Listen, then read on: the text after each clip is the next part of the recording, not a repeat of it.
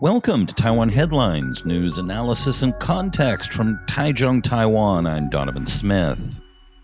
Now, according to the Central Election Commission, a motion to recall legislator Chen Po-wei, also known as Sang Q, of the Taiwan Statebuilding Party has been approved, and a vote has been tentatively scheduled for August 28th. This is the third so-called revenge recall launched by supporters of the recalled former mayor of Kaohsiung, Dan Hangguoyu. So far, they have won one and lost one, but both were of city councilors. This is a far bigger fish. Focus Taiwan included this gem of a sentence to describe him. Quote, since taking office, Chen has gained a reputation for being vocal on hot-button issues related to Taiwanese identity and national sovereignty. That's putting it mildly. He most famously tried to once fight off a whole group of KMT lawmakers single-handedly. He's also been willing to take stances on unpopular issues, such as supporting legalizing marijuana. In 2020, he won against then-incumbent Yan Quanheng of the KMT's Black faction. And yes, the guy I mentioned yesterday who lost 10 kilos. And he's also the son of repeatedly jailed Yan Qingbiao, who's another interesting character, but maybe another day. Unlike most, I wasn't terribly surprised when Chen won. Yan's two margins of victory in the by-election that got him in and in the 2016 election weren't high. And 2020 was a year of support for Taiwan in the face of bullying from China. In order for the recall vote to be successful, it must gain the support of at least 25% of eligible voters, or 72,781 in Chen's case, and 50% of the ballots cast. Now, in spite of Chen's recall being held on August 28th, citing the ongoing COVID-19 outbreak's impact on preparations for a national vote on 4 referendum questions scheduled for August 28th, the CEC moved the voting day back to December 18th. Apparently, recalls have to be held within 60 days of certification, which explains the discrepancy. Taiwan News succinctly summarizes them. The 4 referendum questions deal with allowing plebiscites to be held on the same date as general elections, the legalization of the import of pork containing residues of leanness drug ractopamine, the revival of the 4th nuclear power plant in New Taipei City, and the protection of a coastal algal reef in Taoyuan City against plans for a liquid natural gas receiving station. Now, I've gone into those referendum questions before, so I'm going to move on today. Now, of course, the KMT insinuated that the DPP was playing political games with the referendums by changing the date, which seems odd as the KMT itself delayed their own chair race indefinitely for the same reason. And it's actually unclear which side will benefit. For the KMT, it offers more time to make their case.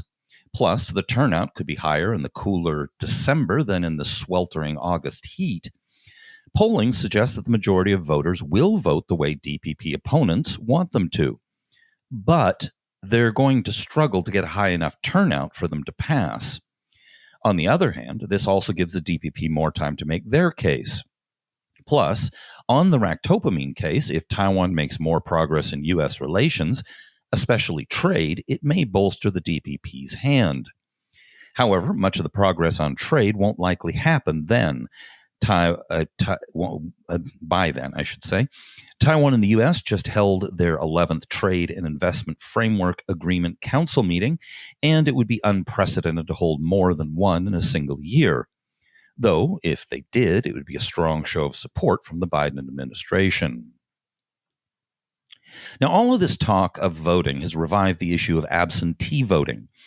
Taiwan currently doesn't have an absentee voting system, meaning voters must cast their ballots in person in the areas where their households are registered.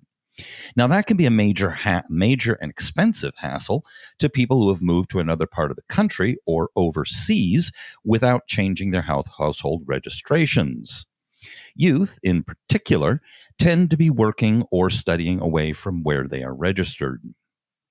The KMT is pushing hard on this, and without giving much detail, Focus Taiwan states that both the New Power Party and the Taiwan People's Party are also pushing for absentee balloting. But I would bet the NPP's ideas are quite different than the KMT's on the issue.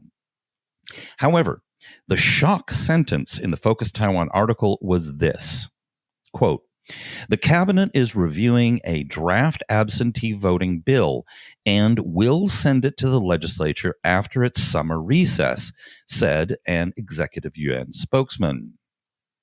I am extremely curious as to what their proposal will be, because the implications of whatever it is could be huge. There are two big complications with absentee voting as regards to Taiwan. If they open up a system for absentee voting within Taiwan that uses an online system, that would open it up for potential hacking by the PRC. To get around that, presumably they can use paper ballots that are mailed, which would be harder to interfere with. If they can come up with a secure voting system within Taiwan for this, it would most likely benefit the DPP somewhat, as younger voters tend to vote for them. The bigger worry is absentee voting from overseas. Both the diaspora in China and overseas is widely assumed to be more pan-blue than the local population. This is especially true of those in China, as many have business interests and family ties there and may be stuck in the PRC's propagandistic media bubble. In fact, Chinese airlines offer discounts to Taiwanese around elections because the Chinese government assumes this to be true. The problem is, if people can vote from China, what is to stop the government there from requiring Taiwanese to show their ballots before mailing them? Larger companies in China are required to have Communist Party cells, and no doubt they would be active on this. Plus, the government there has all the tools it needs to manipulate Taiwanese into doing their bidding, and would no doubt use it on a mass scale. So, what will the Executive Yuan's proposal include? My guess is it will be limited to voters inside Taiwan and won't include overseas voters. If they do allow overseas voters, it will probably exclude China, and the KMT will have a field day with that, claiming that the government wants to suppress voter rights. I'll be definitely paying close attention to this issue. All right, that's it for today. Hit like and subscribe, and join us as a patron on patreon.com/Taiwan Report. This has been brought to you by the Taiwan Report. For more content like this, become our patron at report.tw. 还有就是那个台湾狗啦，最喜欢我的台湾狗了。